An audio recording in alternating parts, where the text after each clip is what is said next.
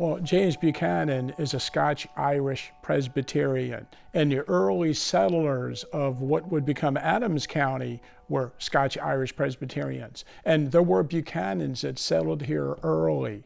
James Buchanan's father came to the United States, and James Buchanan was born in 1781 in Cove Gap, near Mercersburg in Franklin County, the county, of course, that's very close to us. And most of his life he lived in Lancaster County. So undoubtedly he passed through Adams County many times during his life. I think a lot of people realize that Buchanan has a connection when they come here. The strongest, of course, connection today that Buchanan has is the American Civil War. The southern states seceded from the Union while he was president.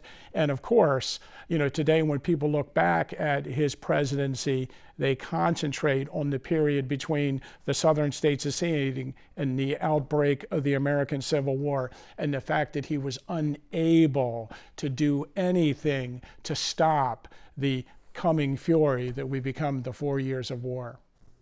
In the state of Pennsylvania, they knew Buchanan had an advantage. Of course, he's from here. Most presidential candidates carry their own state. Winfield Scott Hancock did not carry Pennsylvania, although he's from Pennsylvania, and that's why he lost the election. But usually, when you get a candidate, they're going to carry their own state. But it's close in some of these places. So Pennsylvania, they did a fusion ticket. A fusion ticket. And they put those guys together. So if you voted for them, the idea would be that he would put those votes together into one vote, and then they would hold a convention in the state of Pennsylvania, and then the people who were electors for Fremont or Fillmore would then decide who to choose in the election. And then here you see, here's a cartoon in our paper making fun of the confusion train. It fell off the tracks. They're pretty harsh in the newspaper against the other party in these advertisements. Yeah, I think that's fascinating, studying him and what he stood for at the time. And he was a very popular politician that represented a large group of people in his day. But he was referred to as a doughface. And that was a derogatory term used in the antebellum period for Northerners that would bend their will to appease what we refer to as the slave power or the cotton states. And Buchanan firmly believed, prior to his presidency and during his presidency, that appeasing the South and continuing to allow for the expansion of slavery was the way to keep the country together and keep the country at peace. And it just appears that he didn't see that this was eventually not going to work and things were going to fall apart and we're going to have a war. Buchanan's trying to push Kansas into the Union as a slave state.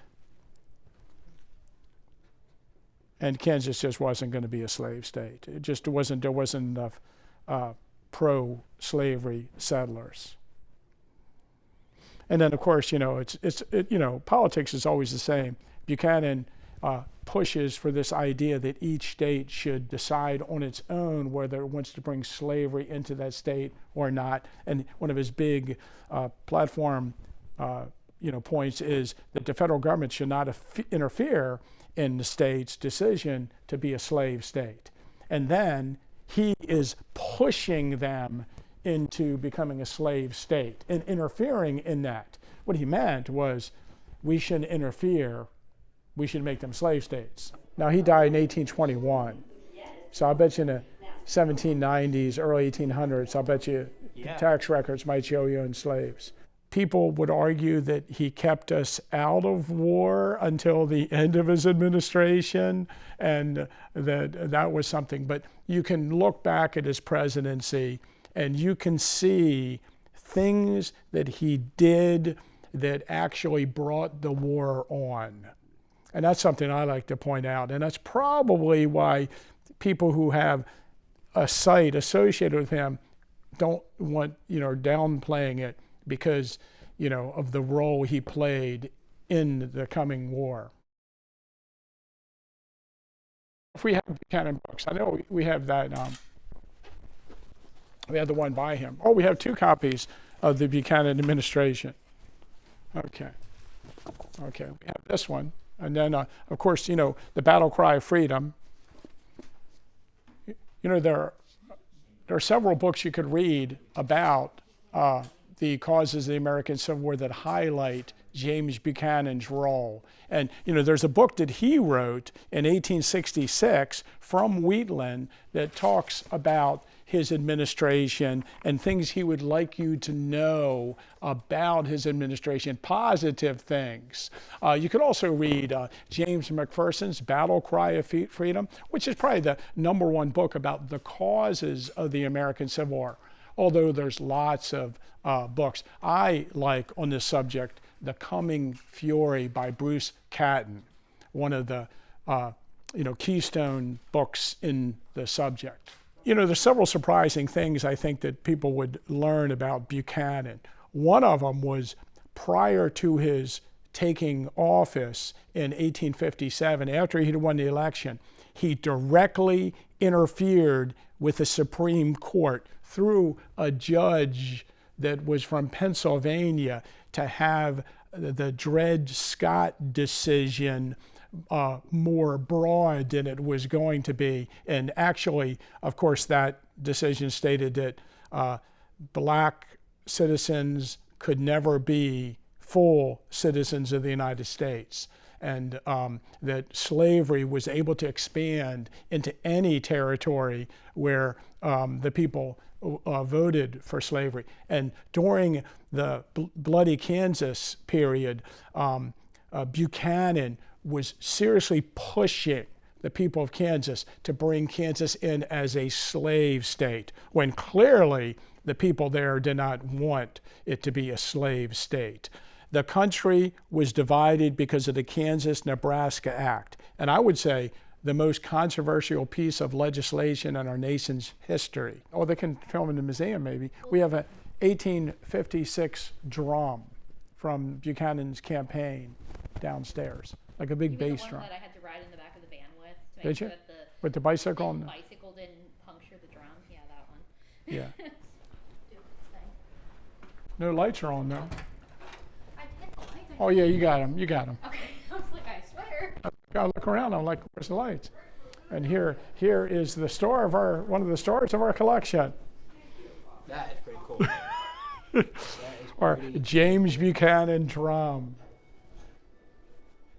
Buchanan and Stephen Douglas they hated each other, and you can see that it was Buchanan that ushered the split of the Democratic Party during the 1860 presidential convention, and that's one of the things that led to Abraham Lincoln's victory in the 1860 election. So there are specific things that he did that, looking back on it, brought on the war instead of slowing the pace of the conflict. And then here's this really, really, really distinctive signature. I don't know if you've seen that swirly thing.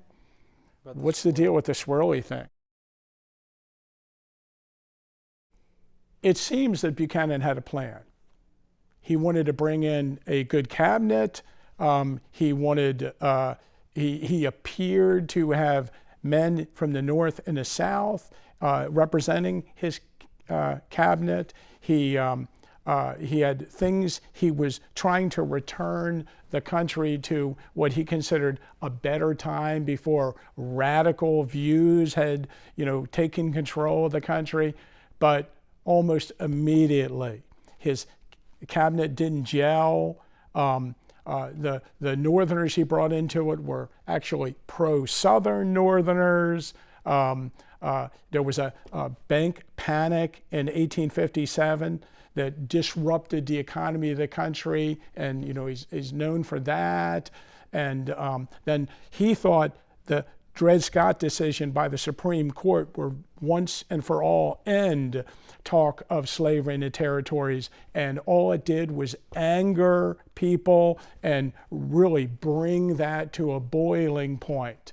And then, of course, the chaos that led to the division of the Democratic Party and Abraham Lincoln's election and the secession of the southern states. So I can imagine, a parade up and down the streets of town with a James Buchanan drum, ushering in his presidential election. We had one article in the paper I should have showed you where they had fireworks afterwards, after his election. So a lot of people remember all the states because of Animaniacs. They have a song where they do all the states. Yeah, that's what we're talking about. Yeah, the state song. Oh, is that what you're talking about? Yeah, in order. Oh, I thought you were talking about the Pennsylvania state song.